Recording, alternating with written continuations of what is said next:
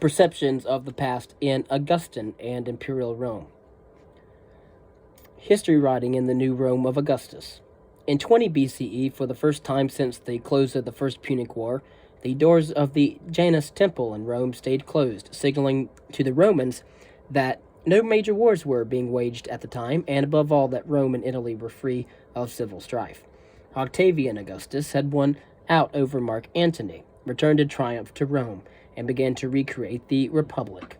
But that refurbished Republic was no true Republic at all. Octavian accumulated honorific titles as well as offices and their incumbent powers. Princeps, civitatis, or first citizen of the state, imperator, Caesar, and finally, Augustus. In addition, he kept some significant powers, such as the prerogatives of a popular tribune and censor. To a populace yearning for stability, it mattered little. They welcomed the new state with its orderly government, where the army was, for at least a while, under firm control, where the prosperous middle class found outlets for its ambitions, where the Senate was purged 3 times of political foes, but also of its least worthy members, and where the traditional religion and mores found official sponsorship. Only the old senatorial families were ambiguous in their attitudes, but under Augustus they accepted the trappings of power in lieu of its substance. The new situation in the Roman state exerted a decisive influence on the cultural climate. The Roman peace, Pax Romana, enabled a secure exchange of goods and persons between regions. Inevitably, the culturally sophisticated East reasserted its influence. Once more, Rome and the Greek East. In the 1st century BCE, 4 Greeks tried again to resolve the problem of how to demonstrate a link between diverse collective pasts and the Roman-dominated present. 3 of them attempted histories stretching in time and space beyond the Roman Empire, while avoiding the unity through Rome theme.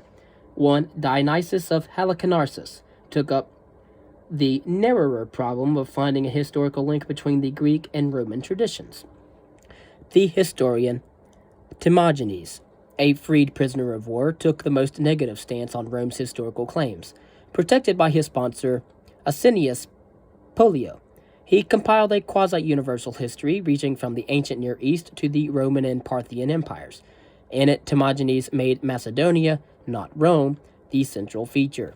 No such anti-Roman sentiment inspired Nicholas of Damascus, who had served Cleopatra and had found his main sponsor in Herod I, but ended up in Rome. To judge from the remaining fragments, he compiled a huge universal history from earlier accounts. It contained stories, moral lessons, explanations of dreams, descriptions of battles, Sibyllic prophecies, dramatic episodes, teachings of Zoroaster, and, as a belated focus, a narrative about the rise of Rome. The history represented a masterpiece in the Hellenistic genre of historical compendia, a profusion of subject matter without overall theme or themes. Diodorus Siculus, the Sicilian, based his library of history on what he had learned from travels and other historians, whom he honestly quoted as his sources. He was later on taken to task for having traveled less than he claimed and borrowed more than he stated. But his vision of the role of universal history transcended clearly that of a scissors-and-paste historian. It is fitting that all men should ever accord great gratitude to those writers who have composed universal histories, since they have aspired to help by their individual labors human society as a whole. Although he acknowledged Rome as the central feature of the more recent history, he demonstrated that universal history did not begin with or have its ultimate aim in the Roman world. Instead, Diodorus, for the first time since the mythologists, put human history into a cosmological context when he traced the past back to the point when in the beginning the universe was being formed. Both heaven and earth were indistinguishable in appearance, since their elements were intermingled. Later, human beings appeared, and Diodorus ventured some views on early human life. Quote, "But the first men to be born, they say, led an undisciplined and bestial life, setting out one by one to secure their sustenance, and taking for their food both the tenderest herbs and the fruit of wild trees. Then, since they were attacked by the wild beasts, they came to each other's aid, being instructed by expediency, and when gathering together in this way, by reason of their fear, they gradually came to recognize their mutual characteristics." End quote. From Diodorus and Subsequently, he traced the emergence and development of civilization in the histories of Egyptians, Assyrians, Indians, Scythians, Arabs, Ethiopians, Amazons, people of Atlantis, Greeks, and Romans to 60 BCE. It may be too much to credit him with a clear recognition of the unity of humanity, but Diodorus certainly came closer to that of any other contemporary historian. Dionysius of Halicarnassus's aspirations were more modest. He came to Rome in 30 BCE and justified his writing on Roman history, first with a well-known argument adapted from rhetoric, namely that, quote, those who write histories ought first of all to make choice of noble and lofty subjects, end quote, and he considered it beyond doubt that he had chosen a worthy subject. Quote, if anyone turns his attention to the successive supremacies both of cities and of nations, and then surveying them severally and comparing them together, wishes to determine which of them obtained the widest dominion, and both in peace and war performed the most brilliant achievement, he will find that the supremacy of the Romans has far surpassed all those that are recorded from the earlier times, not only in the extent of its dominion and in the splendor of its achievements, but also in the length during which it has endured down to our day. End quote. But for Dionysius, there was a second reason. He wished to bridge the cultural gap between Romans and Greeks, particularly to exhort the Greeks to acknowledge Rome and to learn about it. Quote, for this day, almost all the Greeks are ignorant of the early history of Rome, and the great majority of them have been imposed upon by sundry false opinions grounded upon stories which chance has brought to their ears and led to believe that, having some various vagabonds without house or home and barbarians, and even those not free men, as her founders, she in the course of time arrived at world domination. And this not through reverence for the gods and justice and every other virtue, but through some chance and the injustice of fortune, which inconsiderately shows her greatest favors upon the most undeserving. End quote. Such was the tenor of Dionysius's Roman Antiquities, a work of the formative period of Rome. But would or should such praise of Rome have offended Greek pride? Not at all, since Dionysius started from the conviction that Romans and Greeks had a common origin. By this means I engaged to prove that they, the founders of Rome, were Greeks. But why were the Roman Greeks then so much more successful than the Greek Greeks? Because the Romans, as Polybius has already argued, were more skilled in building their state and maintaining it. And other works by the four Greek authors gained a wide readership, partly because their prose ranged from exciting to dull. Not even Dionysius of Halicarnassus achieved popularity, although his concern with style reflected the fact that he, like Timogenes, headed a rhetorical school, but he aspired to revive the outdated classical Attic idiom, which had a revival after the discovery of Thucydides' work, and he rejected the flowery and popular Asiatic idiom. In his fervor for Atticism, Dionysius had composed a critical work on Thucydides, De Thucydide, rewriting whole passages of the history of the Peloponnesian War according to his tastes and omitting others altogether. These works did not arouse the interest of the wider Roman public, whose members remained fascinated mainly by Rome's own past, which was equated with the definitive story of the oikoumene, also known as inhabited earth. Dionysius and the three other historians influenced mostly other scholars. Among them seems to have been their contemporary, the Celt Trogus Pompeius, whose work has come to us through an abridgment by a certain Justin. Trogus, like Timogenes, wrote a history focusing on the Macedonian Empire, Historiae Philippicae. But he cast his net so wide that it became a quasi-universal history. Christians used Justin's digest widely and found it in a shifting of imperial rule from Assyria to Media to Persia to Macedonia, and by implication to Rome. That altogether with the Christian story of Daniel's prophecy and Orosius's pronouncements reinforced the concept of the translatio imperii as a mold for later universal histories. Roman history between pride and melancholy. Roman historians who preferred less universal matters discovered a peculiar problem. The Augustan state harbored a contradiction between the official affirmation that the Republic simply was continuing and the profound and ongoing structural changes which aimed at an imperial state. Could Roman historians simply go on affirming a continuity of development, or did they want, later on, even dare, to admit that a break had occurred with Augustus? The contradiction between the republican form and the quasi-imperial structure of the Augustan state began to mark Latin historiography. The inordinate power of the one individual in a republic made especially difficult the discussion of the immediate past, the period of civil strife. Titus Labienus, the Wild One, wrote an account with a radically republican message. It was burnt by official order in 12 BCE. However, under Augustus, histories with a fair appraisal of all contesting parties could still be written. And so the Augustan age found its most characteristic and prolific historian in a man from provincial and conservative Padua, Titus Livius, who spent most of his life in Rome. When about 32 years old, Livy began his extensive history of Rome, ab urbe condita, to the death of Drusus, the brother of Tiberius.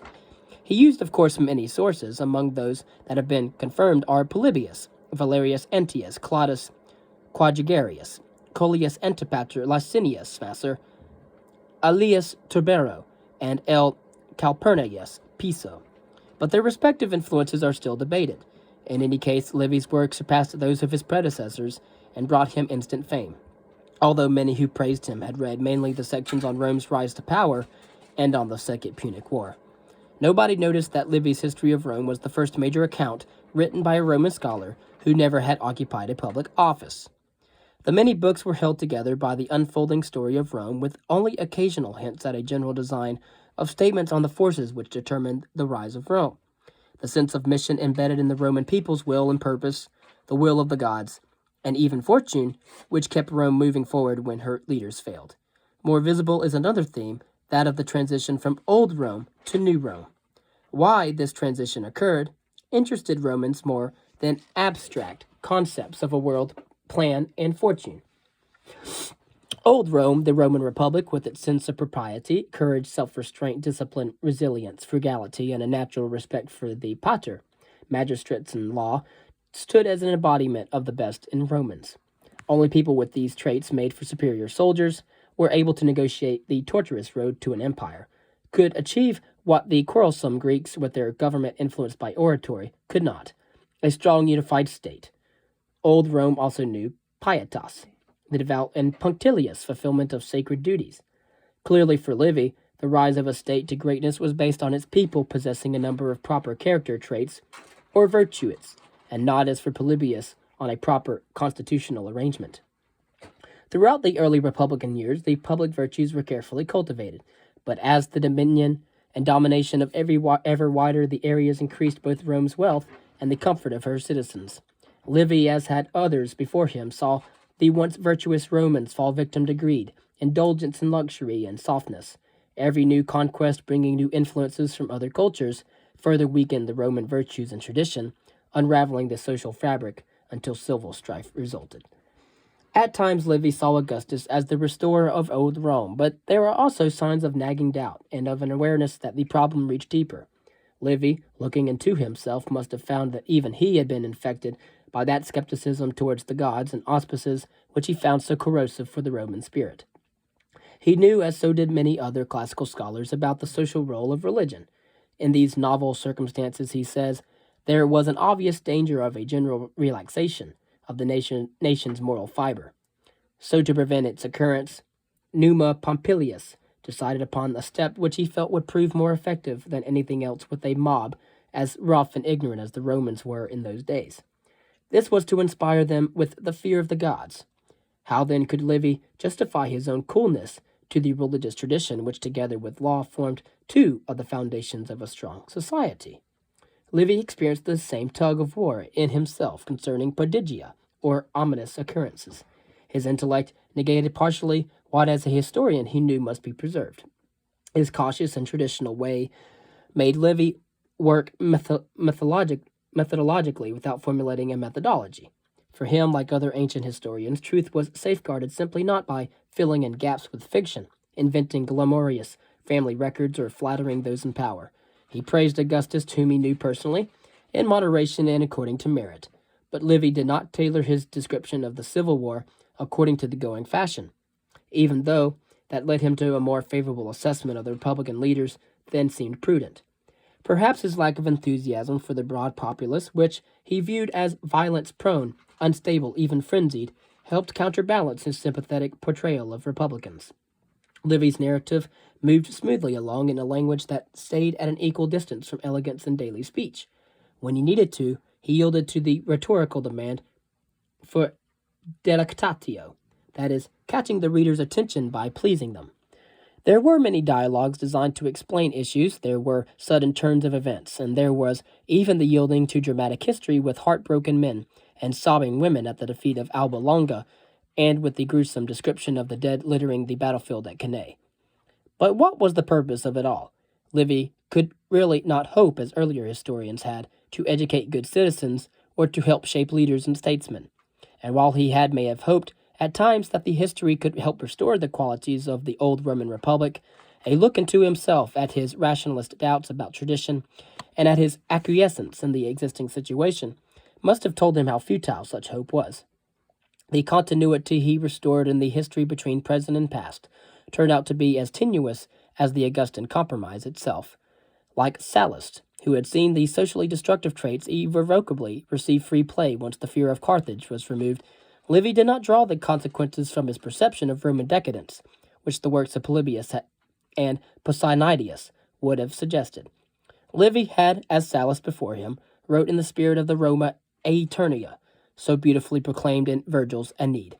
That contemporary evocation of the Homeric epic was to celebrate Rome's glorious destiny as foreshadowed by the ancestral Aeneas's fate. There, Jupiter declared that Romans knew was their destiny. For them, the Romans, I set no bounds in place and time.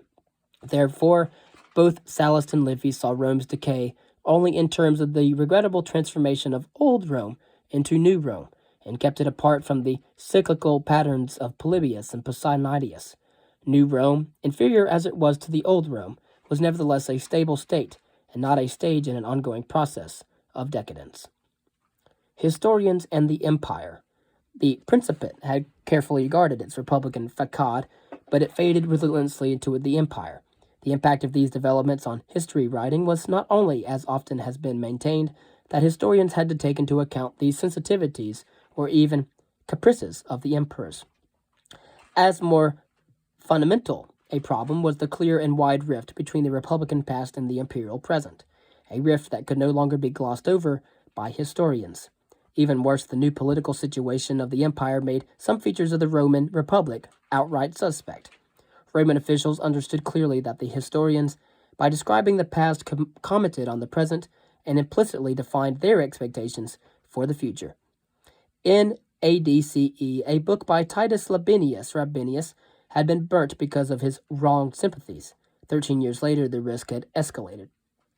Quote, in the year of the consulship of Cornelius Cossus and Asinius Agrippa, Commutius Cordus was arraigned on a new charge, now for the first time heard. He had published a history in which he had praised Marcus Brutus and called Caius Cassius the last of the Romans. His accusers were Satrius Secundus and Pinarius Snata, creatures of Sejanus. This was enough to ruin the accused. End quote. Words were now as dangerous as deeds, although the risk varied from period to period. Nero and Domitian found few historians brave enough to make works public during their despotic periods, while the Flavian emperors, except Domitian, were tolerant. In addition, the gathering of material for historical works became considerably more difficult as the Senate lost its importance, and the news from the imperial palace consisted of either official pronouncements or rumors. The two sources matched each other in their unreliability. Only later historians were helped by the better record-keeping in the empire. At the other end, the readers helped by the better record-keeping were no longer the educated citizens but the educated subjects. With no real participation in government, they more often than not wanted merely to be informed or entertained. For history as a civic lesson, they had lost both taste and use. A few emperors wrote history. Claudius, a scholar, whom soldiers lifted on their shoulders and proclaimed emperor after he had protested his preference for the historian study, had been influenced by Livy. Unfortunately, we do not have Claudius's Vita, his history of Rome since Caesar, or his histories of the Etruscans and Carthaginians.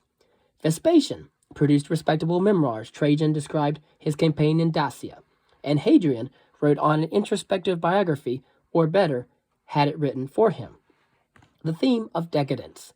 The sense of foreboding had set in with Cato's worries, had intensified in Sallust's depiction and analysis of corruption, and had once more expressed in Livy's regrets about the vanishing of old Rome.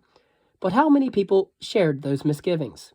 Perhaps the Roman history written about CE 30 by Vallius Paterculus helped to answer the question. In one of its reflective passages, Velleius, a talented dilettante, portrayed that an awareness of the transitoriness of human achievements had pervaded more minds than merely those of a few far-sighted historians. He raised the issue when he puzzled over why geniuses seemed to cluster in certain periods and observed what happened to a culture once it had advanced to a peak of creativity. He said that it is difficult to continue at the point of perfection, and naturally, that which cannot advance must recede. And as in the beginning, we are fired with the ambition to overtake those whom we regard as leaders, so when we have despaired of being able neither to surpass or even to equal them, our zeal wanes with our hope." End quote.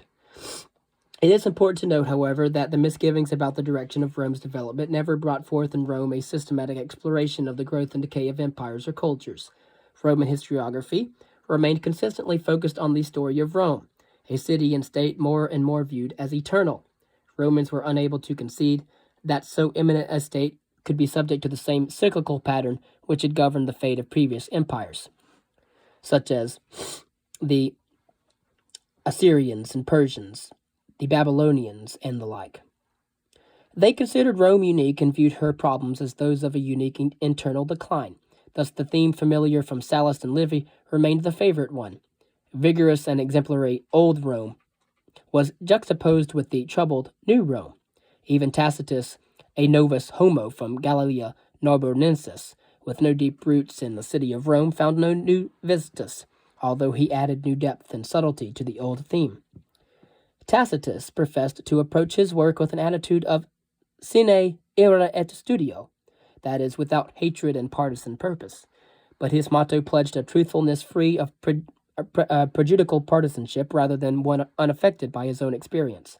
It could hardly be otherwise. Much of the past which Tacitus described in the Histories, CE 69 to the death of Domitian, the Annals, CE 14 to 68, and Agricola, a biography of his father-in-law, Gnaeus Julius Agricola, had engaged him personally. The turmoil and brutality of the four-emperor year, CE 69, had remained as a trauma which was reinforced by the terror under Domitian, when one more Romans had turned against Romans. Tacitus, moved by a concern and some guilt feelings for having been in the public service under Domitian, asked why the Nero and Domitian episodes could happen.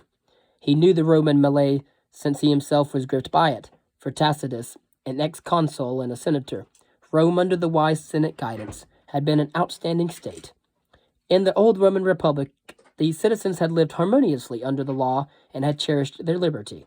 But why then had so substantial a decay of the state occurred? The old Roman Republic, a state marked by individual excellence and social harmony, had decayed because of a deterioration in public morality and civic spirit. Tacitus did not agree with Polybius's assertion that its peculiar mixed form of government had helped Rome achieve long-lasting stability.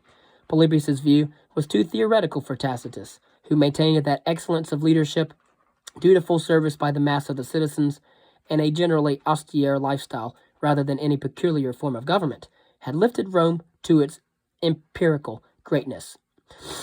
When the power of Rome brought the curse of wealth, it destroyed the civic virtues, and then rampant luxury, greed, and ambition corrupted leaders and transformed citizens into subjects who could bear neither full servitude nor freedom.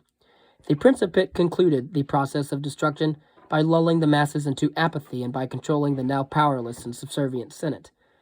Quote, Augustus won over the soldiers with gifts, the populace with cheap corn, and all men with sweets of repose, and so grew greater by degrees, while he concentrated in himself the functions of the Senate, the magistrates, and the laws. So then was founded an empire. Although as a historian Tacitus recognized as irreversible the shift in Rome's power structure, as a citizen he never reconciled himself to it. He knew that a restoration of senatorial rule would simply return the state of strife, not the ideal republic, and that the Roman people would never exchange the present semblance of order and security in the empire for the dangerous past of the republic. All that could be done was to prevent absolute power from becoming despotic. From that insight sprang the deep pessimism which pervaded Tacitus's work.